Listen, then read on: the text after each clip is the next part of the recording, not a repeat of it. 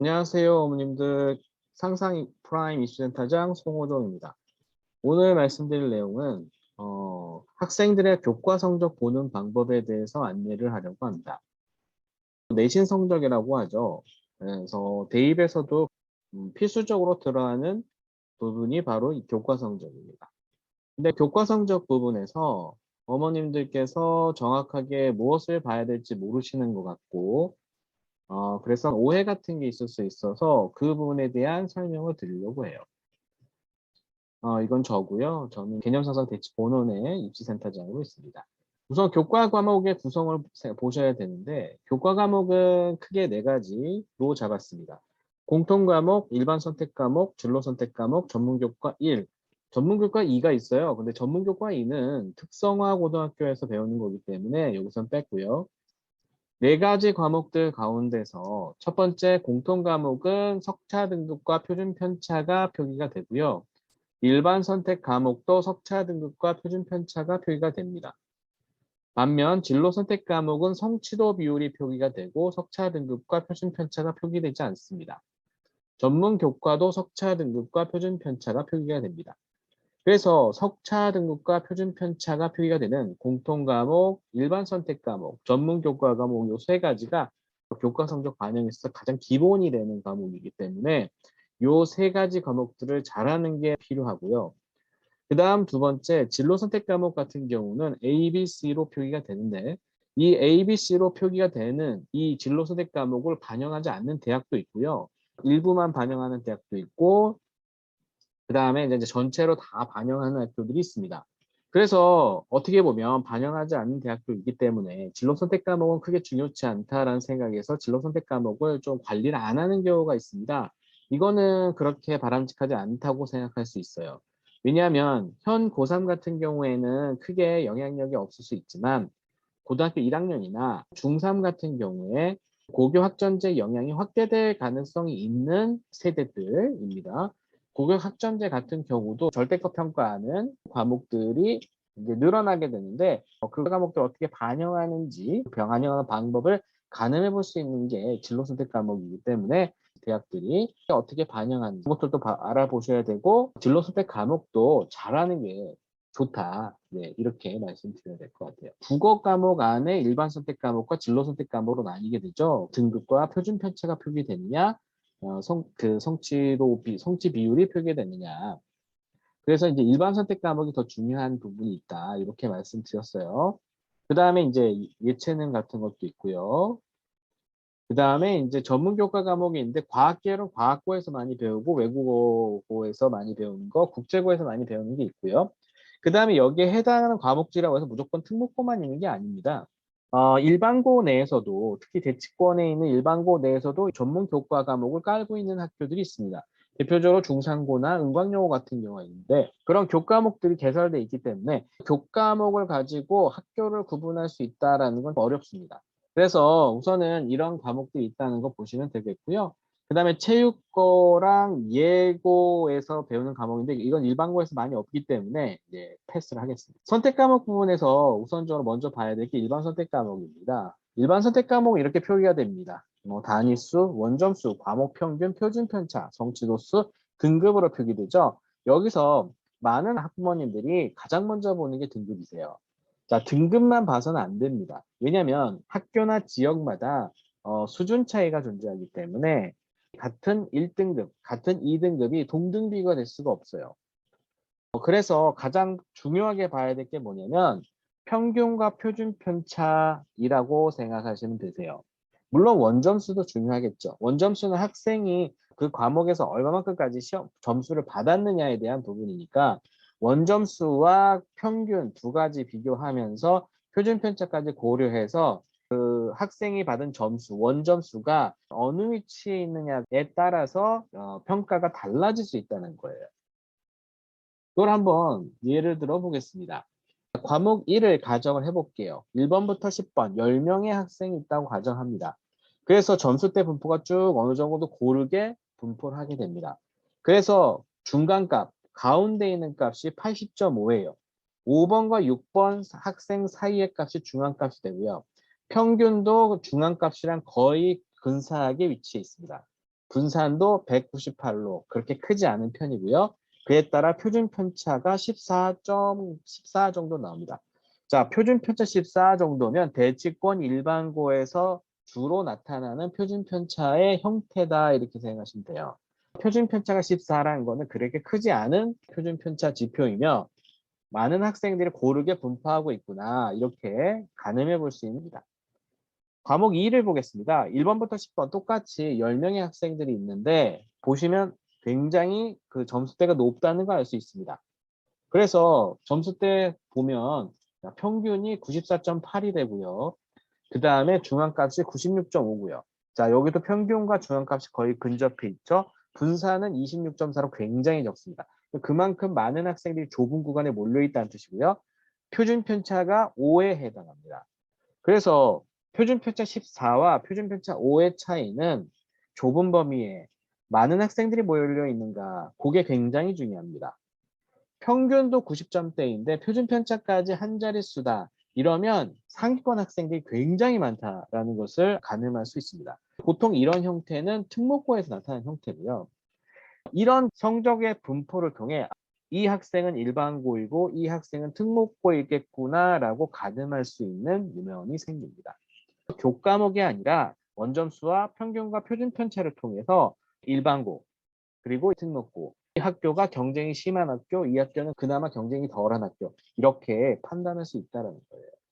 그래서 같은 90점대 성적을 받은 학생 2명을 비교해 봤을 때 한 명은 3등에 해당하고 한 명은 8등에 해당합니다.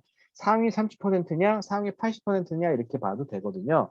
동일한 원점수인데 한 친구는 3등을 받았고 한 친구는 7등을 받아친다면 이 부분은 서로 다르게 평가할 수는 없을 것이다. 이렇게 보여집니다. 표준 편차가 동일하게 23입니다. 그런데 차이가 좀 보이죠. 과목 3 같은 경우는 평균이 63.6이고 중앙값이 64로서 평균과 중앙값이 거의 똑같죠. 그런데 분산은 530으로 굉장히 커졌고요. 표준 편차가 23이 나옵니다. 1등 100점, 꼴등이 25점입니다. 반면에 과목 4를 볼게요. 평균은 84.5이고 중앙값은 93.5이고 534 거의 비슷한 분산을 보이고 있는데 표준 편차가 23이에요. 두 과목이 표준 편차와 분산이 거의 비슷한데 한쪽은 평균이 63이고 한쪽은 평균이 84입니다. 여기 진한 색으로 표시된 부분이 그 평균보다 위에 있는 학생들입니다. 과목 3보다 과목 4가 평균 이상의 학생들이 많은데 분산과 표준편차가 동일해졌나? 그것은 과목 4 마지막 10번째 20점 받은 학생 때문에 평균이 비슷해집니다.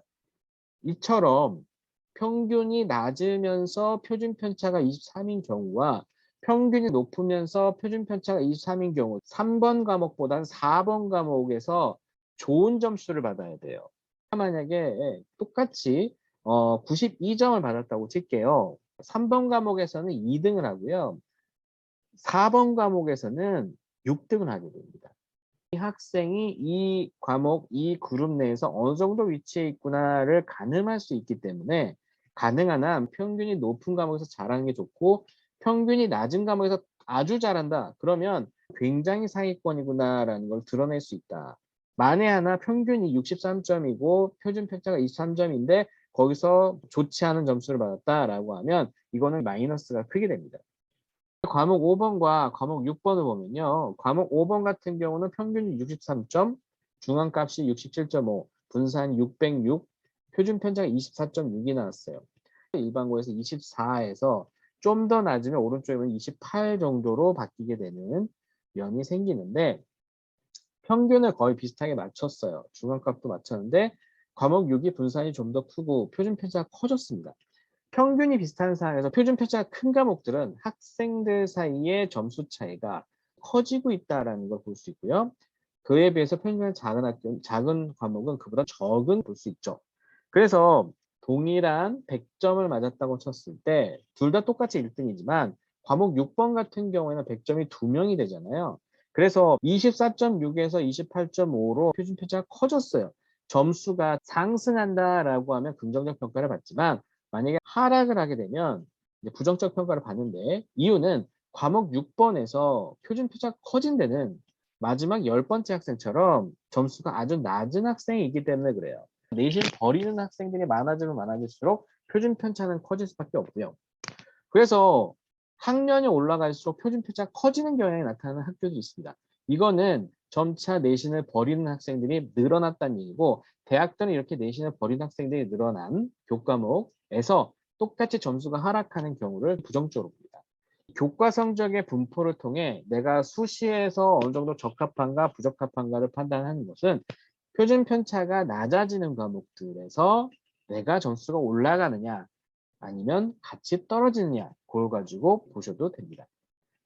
정리를 해보면요. 평균이 높으면서 표준 편차가 작은 과목에서 잘 보는 거 긍정적인 거고, 평균은 낮아지면서 표준 편차가 커지는데 점수가 하락하는 건 부정적이다. 이렇게 생각하시면 됩니다. 소수 과목 수강하는 것들에 대해서도 고민이 많으세요. 요거 같은 경우는 고려대학교에서 조정하는 등급입니다. 대학들이 현실을 너무 잘 알아요. 너무 잘 알기 때문에 이걸 조정합니다. 만약에 어떤 과목에 이수자 수가 한 명이었어요. 한 명이면 이 친구는 아무리 잘하더라도 5등급 나옵니다. 5등급이 나왔을 때 대학은 여기서 4를 빼줘가지고 조정을 해줍니다. 소수 과목이라고 하더라도 그렇게까지 스트레스 받지 마시고 도전을 해보는 것 자체 굉장히 중요하다. 그리고 일반적으로 나타나는 소수 과목의 숫자는 5명에서 12명 사이가 제일 많고요. 거기서 하나씩 빼줍니다. 예를 들어서 물리 2 과목 학생들이 어려워서 안 하거든요. 90점을 원점수를 받았어요. 수강자 수가 12명밖에 안 되고요. 과목 평균 69.9점이고 표준 편차 19.9입니다. 등급은 4등급으로 낮았습니다. 그래서 69.9점이라는 평균 점수의 표준 편차 19.9는 상당히 작은 점수인데 90점을 받았어요. 그러면 대학들은 알죠. 100점이나 90점이라는 위에 학생들이 상당히 많이 있구나. 그만큼 어려웠던 과목일 수도 있겠구나. 그래서 90점 맞았는데 4등급? 이건 충분히 고려할 수 있어. 그래서 4-1 해가지고 3등급을 조정을 해주는 거예요. 이런 식으로 접근하기 때문에 소수 과목이라고 해서 인원수가 없다고 해서 무조건 뭐 버려라, 폐강시켜라 라고 하는 건 조금 아닌 것 같고요. 내가 기계공학과를 가야 돼요. 그러면 기계공학과를 가기 위해서 물투를 선택하는 거는 추천드리기 때문에 인원수가 적더라도 한 번쯤 선택해서 수강하는 것을 추천드립니다. 진로 선택 과목 같은 경우는 이렇게 성취도별 분포 비율 A, B, C로 나오게 되는데요. 예를 들기 위해서 A, B, C를 고르게 과목들을 잡았습니다. 표준 편차 석차 등급은 표기가 되지 않습니다. 이거는 고려대학교에서 진로 선택 과목을 변환 석차 등급으로 바꾸는 산출식을 가져왔습니다. 고려대학교가 객관적으로 체계적이고 디테일하게 점수를 반영하기 때문에 가지고 온 거고요. 서울대학교처럼 정성평가를 하느냐, 고려대학교처럼 객관화된 정량평가를 하느냐에 따라서 차이가 클 수 있습니다. 정성평가는 주관적 평가이기 때문에 이렇게 정량평가는 하나의 변환석차 등급을 산출하는 대학들을 많은 대학들이 따라가지 않겠느냐라는 예측을 해보고요. 그에 따라서 어떻게 접근해야 되는가를 우선 보여드릴 건데, 성취도 A를 받은 과목, 음악감상과 비편 100점을 받았어요. 이 경우에 어떻게 석차 등을 반영하냐? A를 받았을 경우 1등급에서 A의 학생들 비율이 59%가 났습니다. 그만큼 좀 쉬웠다는 얘기죠. 59%를 1.59 등급이라는 변환 석차 등급이 나오게 됩니다. 변환 석차 등급이 1.59이기 때문에 A가 사실상 1등급에 근접한 점수를 받았다는 얘기잖아요. 그런데 B를 받았을 경우를 보겠습니다. B는 성취도 A의 학생 비율에 해당하는 석차 등급에다가 B까지의 누적 학생 비율을 포함을 해요. 그래서 성취도 A의 학생에 해당하는 비율이 47.8%인데 이 47.8%는 5등급의 국간에 해당합니다. 40에서 60%까지가 5등급이거든요. 여기 위에 있거든요. 여기 있습니다. 자, 여기 보이시죠? 40% 미만부터 60% 사이가 5등급이 돼요. 47.8%는 40%가 넘어갔기 때문에 5등급에 해당하고 5등급 플러스 47.8%의 A의 성취 비율, 그 다음에 B 성취 비율 39.7% 두가 합쳐서 83.5%, 5라는 숫자가 나오게 되고요. 그래서 5 더하기 0.835 해가지고 5.835 등급이 나오게 됩니다. 그러니까 A 등급이 많은 과목에서 내가 B를 받았다. 그러면 5등급 이하로 떨어질 수 있다는 얘기가 됩니다. 그래서 A는 1점 몇이 나올 거고 B는 아마 5점 몇이 나오겠죠. C 같은 경우를 보면 B까지의 누적 학생 비율에 해당하는 석차 등급이 나와요. B까지의 누적 학생 비율이 71.9%고요. 70%가 넘어가게 되면 이제 6등급이 됩니다. C까지의 누적 학생이 100이에요. 그러니까 1을 더하게 되겠죠. 그래서 7등급이 됩니다. 성취 비율이 표기되는 진로 스택 과목 같은 경우, 과학사 같은 경우도 91점을 받았지만 C라는 성취도를 받았기 때문에 7등급으로 가산하게 됩니다. 그래서 진로 선택 과목은 당연히 A를 받아야 된다.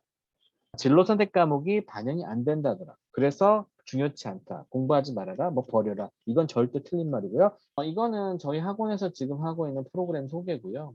학습 프로그램이 있고 포트폴리오 만드는 것들 수시 정 컨설팅을 진행합니다. 같은 등급이더라도 어느 대학을 갔느냐의 차이는 전략의 차이라고 볼 수 있을 것 같고요. 그리고 일반고냐 특목고냐. 특목고 2등급 서울대 간 거는 갈 만한 친구이기 때문에 간 건데 이 학생 케이스보다 일반고 4등급이 제주대학교 지리교육과를 갔다는 게 더 중요한 겁니다. 왜냐하면 이건 굉장히 어려운 케이스예요. 낮은 등급으로 일정 수준 이상의 대학을 갈 수 있는 이유는 그 학생이 갖고 있는 강점을 최대한 어떻게 부각시켰냐가 중요한 부분이다. 정시 같은 경우도 전략적 접근을 통해 어떻게 성공하느냐 그렇게 말씀드릴 수 있는데 정시 관련된 거는 다음번 회차가 모의고사 및 이제 수능 성적표 있는 부분이거든요. 그와 관련된 내용을 하면서 좀 더 디테일하게 말씀드리도록 하겠습니다. 자, 중요한 거는 일반 선택 과목과 진로 선택 과목 중에 일반 선택 과목을 더 잘해야 됩니다. 왜냐하면 등급과 표준 편차가 나오기 때문에. 두 번째, 진로 선택 과목이라고 하더라도 버리지 마시고 A를 받도록 하는 게 가장 좋겠다. 마지막으로 등급만 보지 마시고 원점수와 평균, 표준 편차 세 가지를 고려해서 상위권에 해당하냐, 중위권에 해당하냐, 하위권에 해당하냐에 따라서 평가는 달라질 수 있다라는 것을 유념하시면 될 것 같습니다. 오늘은 여기까지 하겠고요. 다음 시간에 또 뵙겠습니다.